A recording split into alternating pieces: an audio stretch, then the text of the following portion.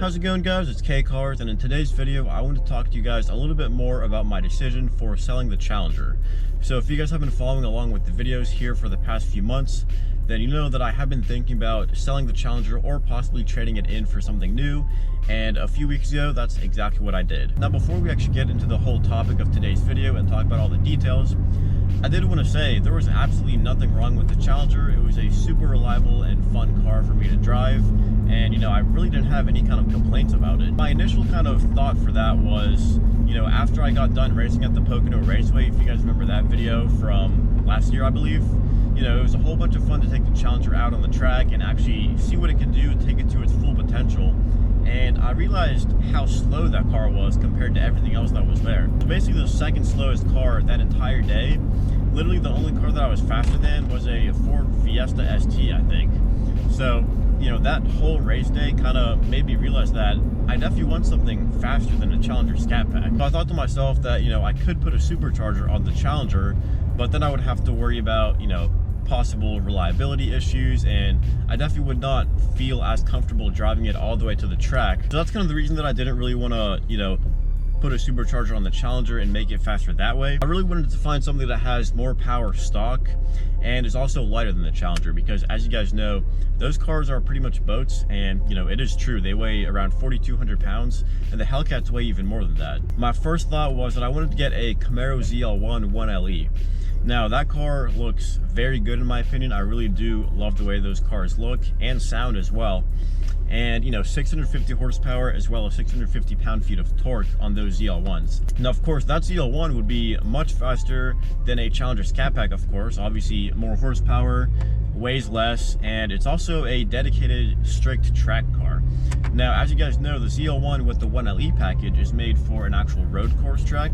It's not really made for drag racing or roll racing or anything like that, but I'm sure it would also be very good for those kind of races as well. That was kind of my first choice when thinking about replacements for the Challenger, and I even went to a dealership and talked about trading it in as well. But as with any kind of car decision, I really didn't want to impulse buy a ZL1 or impulse sell the Challenger just like that, because if you look at a ZL1 1LE, for example, those things MSRP is like $65,000.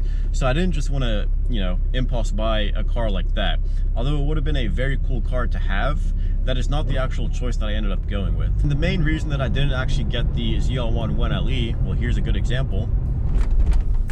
If I'm ever going through a construction zone just like this, I would not be able to drive that ZL1 1LE without probably scraping on something as simple as that. With my Jeep here, I have no issues driving over basically anything that I come across on the road.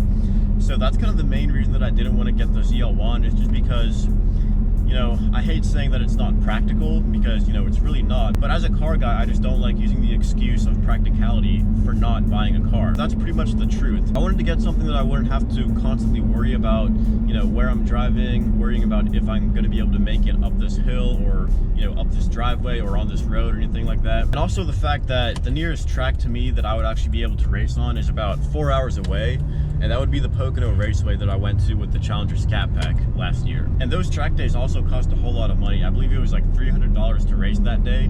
So if I actually wanted to get a ZL1 and actually use it the way that it's meant to be used, it would be very expensive to actually use that ZL1 and use that car for its intended use. And like I said, it is a strict and dedicated track car, so it's not like I'd just be able to drive it anywhere that I want to and explore different areas like I can do with the Jeep. So those are kind of the main few reasons that I did not decide to go with the ZL1. Now, you guys probably all know the exact vehicle that I did end up replacing the Challenger with.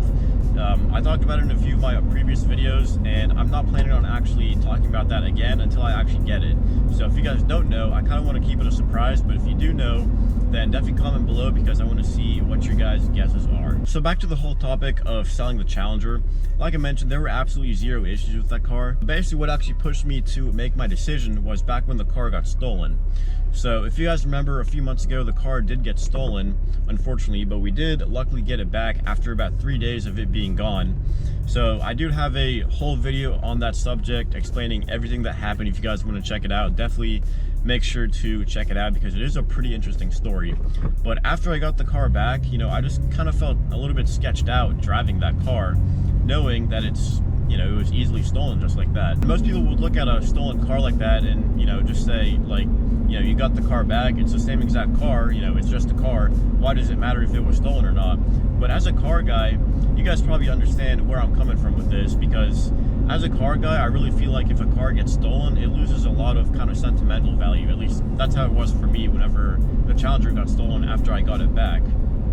I kind of lost a lot of value, and, you know, I kind of just wanted to get rid of it after that. Like I said, I just felt a little bit sketched out driving a car that was stolen, and who knows what could have actually been done to the car. So I just thought about the fact that, you know, right after I got the car back, it was probably the best time to actually sell it, because that was at the height of the used car market. So that was basically the time that I could have gotten the most amount of money out of that car. If I would have waited a little bit longer, you know, I would have lost a lot of money on the value of that car.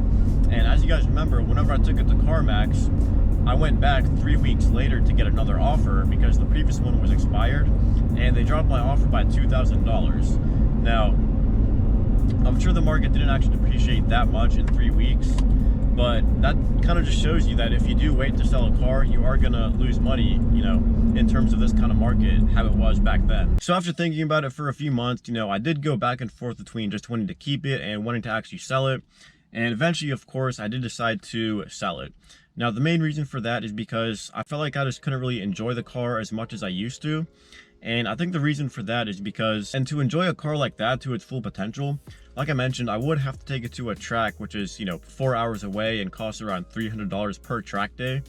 And, you know, I just wanted to get something that I could, I guess, just enjoy more, and also just explore new places like I do with my Jeep here. So those are kind of the main reasons that I wanted to actually sell the Challenger and get something new. Now, for the new vehicle that we are actually replacing the Challenger with, I did place a factory order for that vehicle, and they told me about 5 to 6 months is when I should expect to actually have it and be able to take delivery of it. And I'm extremely excited for that time to actually come, because I really do think I'm going to be able to film some more exciting content for you guys and actually enjoy the vehicle a little bit more than I was able to enjoy the Challenger. Like I said earlier, you guys probably all know what I'm getting in place of the Challenger. I've been talking about it for the past few months, but if you guys don't know, then you're definitely in for a very good surprise, and I'm, you know, definitely very excited to reveal what it is to you guys, and very excited to make content with that new vehicle because it's going to be a lot of fun, I think. So just to recap the whole video, there really wasn't anything wrong with the Challenger. You know, it was very reliable, a very fun car to be able to drive around. But, you know, I really wanted something, you know, more practical and also fun at the same time, which is, I think, what I'm going to be able to achieve with the Challenger replacement vehicle. I was also just kind of ready to experience something new because I've had the Challenger for 6 years, so I was definitely ready for something new. And once the Challenger got stolen and I got it back, that kind of, you know, pretty much helped me solidify my decision into actually selling the Challenger and moving on to the next vehicle on the channel. And also just the fact that I felt like I couldn't really enjoy the car how it was meant to be enjoyed. I think this next vehicle will actually be able to give me the opportunity to enjoy it how it was meant to be enjoyed. So I'm very excited to reveal that vehicle to you guys and bring you all the brand new content with that vehicle. It's going to be a whole bunch of fun, and I really hope you guys enjoy. And also, judging by the fact that my Jeep videos get more views than the Challenger videos, I really do think you guys will enjoy the new content a little bit more. So there's a hint if you don't know what I'm getting. So with that being said, that's going to be it for this video. If you guys have any questions or comments, make sure to drop those down in the comment section below. And also drop your guesses on which vehicle you guys think I factory ordered in place of the Challenger. I definitely want to see your guesses down below in the comments as well.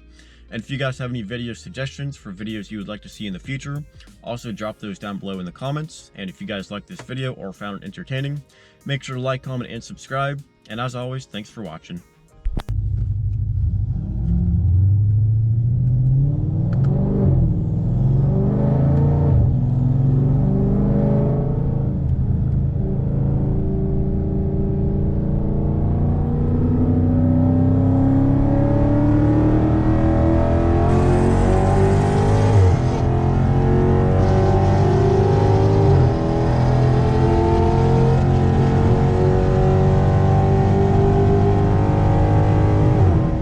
Gonna be bad, but I don't know if it's a plaid or not, but it should be a pretty fun race. Obviously it's gonna destroy me completely, but it'll still be fun. See how it goes.